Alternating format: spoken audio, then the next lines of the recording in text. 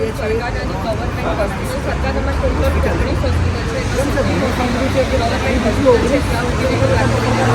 હા, અંજનભાઈ Fergana medical institute of public health છે ને, આની સૌથી મોટી હોસ્પિટલ, સૌથી મોટી ઇમરજન્સી છોકરાઓના જે ફર્સ્ટ યરથી અહીંયા ક્લાસ લાગે છે.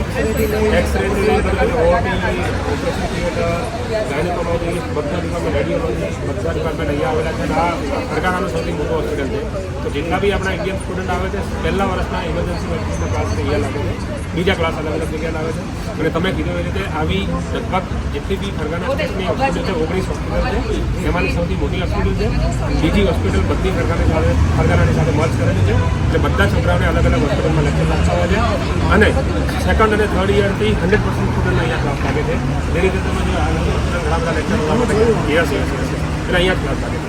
અચ્છા, પણ આપણે જે હોસ્ટેલની વિઝિટ કરી એટલે કેવું જો યુનિવર્સિટીથી 9 બેઝ હોસ્ટેલ, 11 બેઝ હોસ્ટેલ, બીજી હોસ્ટેલ બધાથી નજીક છે. એટલે વોકિંગમાં છે છોકરાઓને 5 મિનિટ હોસ્પિટલ આવતા થાય છે. એટલે અહીંયા બધા છોકરાઓ આવતા હોય માની લો પ્રેક્ટિકલ ઇવન બસ હા, બસ સુવિધા છે, એમ્બ્યુલન્સ સુવિધા છે, બધી સુવિધા છે. ઇવન ઉઝબેકિસ્તાનમાં આ યુનિવર્સિટીમાં ગવર્મેન્ટ યુનિવર્સિટી અને ગવર્મેન્ટ હોસ્પિટલ હોવાના કારણે કેડર છોકરાઓને આપે છે. અચ્છા, હોસ્પિટલ લગભગ 2000+ બેડની હોસ્પિટલ છે અહીંયા ફરગાના. સૌથી જૂનામાં જૂનું હોસ્પિટલ છે કે હા, જૂની હોસ્પિટલ છે, ફરગાનાની છે. અને બધા છોકરાઓને અહીંયા પ્રેક્ટિકલ અને પ્રેક્ટિસ માટે અહીંયા બોલાવવામાં આવે છે. અને અહીંયાની ગવર્મેન્ટ બી છોકરાઓને ઇન્ડિયન સ્ટુડન્ટને બહુ સપોર્ટ કરે છે. અને વિથિન સ્ટડી અગર સ્ટુડન્ટને પણ કોઈ તકલીફ પડે છે યસ, તો આમાં ફ્રીમાં એનું ઇલાજ સ્ટુડન્ટને અગર ઇન બિટવીન કોઈ પ્રોબ્લેમ થાય છે તો આનાથી એક બીજી હોસ્પિટલ છે જે હોસ્ટેલની એકદમ નજદીક છે. નોર્મલ હોય તો એ લોકોને ત્યાં લઈ જવામાં આવે છે. પછી ધારો કે કોઈ સ્ટુડન્ટને વધારે પચાસ હોય, વધારે કોઈ ફ્રેક્ચર વગેરે હોય, વધારે કંઈક પ્રોબ્લેમ હોય તો ઇમરજન્સી આ ડિપાર્ટમેન્ટમાં લઈને આવે છે. અને આખું મેડિકલ એ લોકોનું ફ્રી છે, કારણ કે આપણે મેડિકલ ઇન્સ્યોરન્સ છોકરાઓને લેતા હોઈએ છીએ આવતા પહેલાં. મતલબ સ્ટુડન્ટનું પણ કોઈ પણ મેડિકલ ઇમરજન્સી આવે છે તો એ પણ બધું ફ્રી ઓફ કોસ્ટ છે.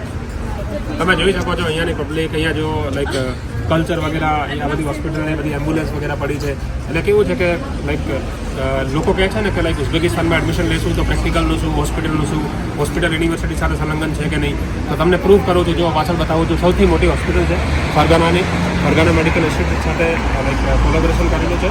એટલે આપણને કોઈ ટેન્શન લેવાની જરૂર નથી. જેટલા બી પેરેન્ટ્સ સ્ટુડન્ટને મોકલે છે મેડિકલ મેડિકલ એજ્યુકેશન માટે, એ લોકોને પ્રેક્ટિકલ માટે કોઈ ટેન્શન લેવાની જરૂર નથી.